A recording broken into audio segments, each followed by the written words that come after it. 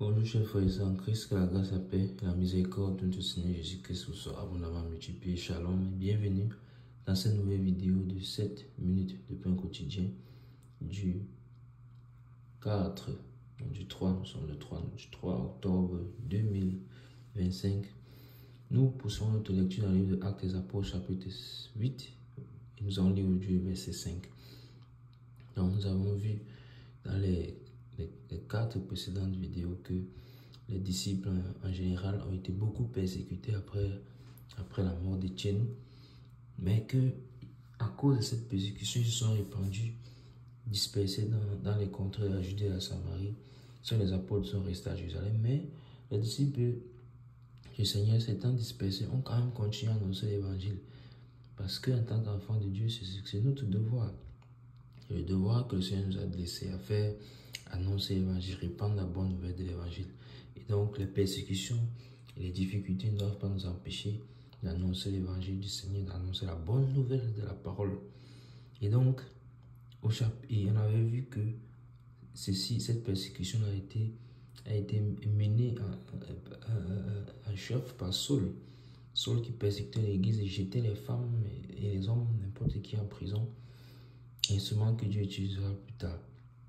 Donc à partir du verset 5, on nous parle maintenant du ministère de Philippe en Samarie. Souvenons-nous que les disciples avaient été dispersés où? En Judée et en Samarie.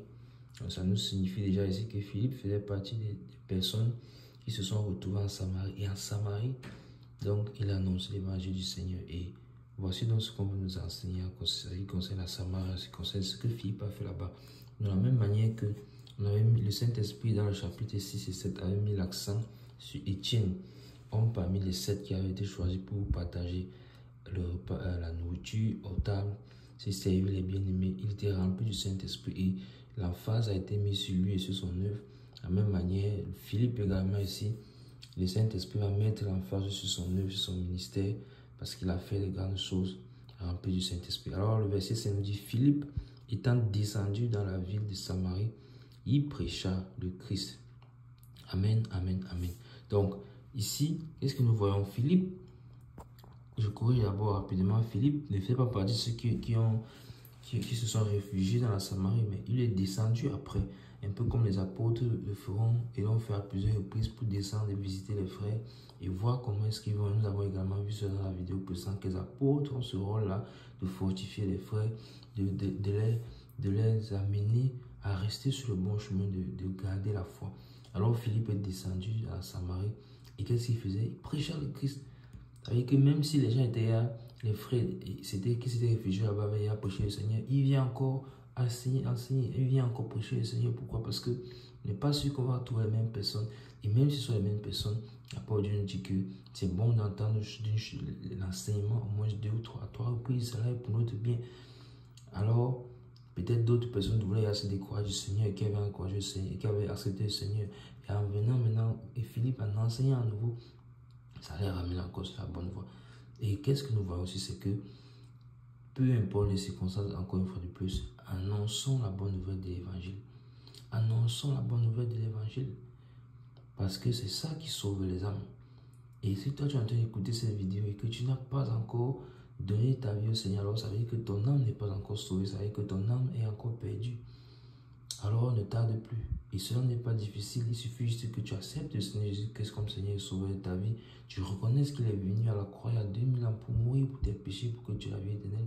Tu te répandes amèrement de ta vie passée, sachant que tu as vécu comme un homme sur la terre par tes propres voies, alors que Dieu avait un plan pour toi.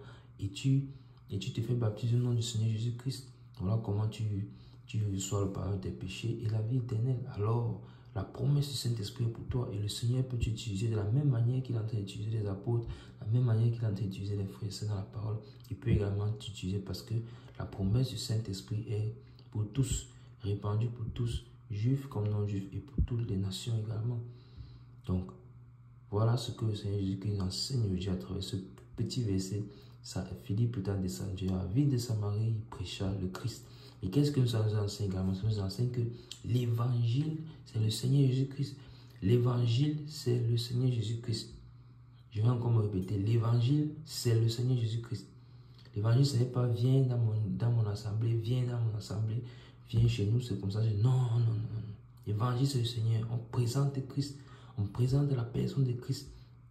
On ne présente pas une institution, on présente Christ, vivant qui est mort à la croix, ressuscité parmi les morts, afin que l'homme soit réconcilié avec Dieu et parvienne à la vie éternelle. C'est Christ que nous présentons. Nous présentons la condition pécheresse de l'homme et nous présentons le salut gratuit offert par Jésus-Christ.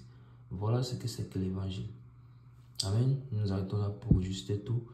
Pour les 7 minutes de pain quotidien.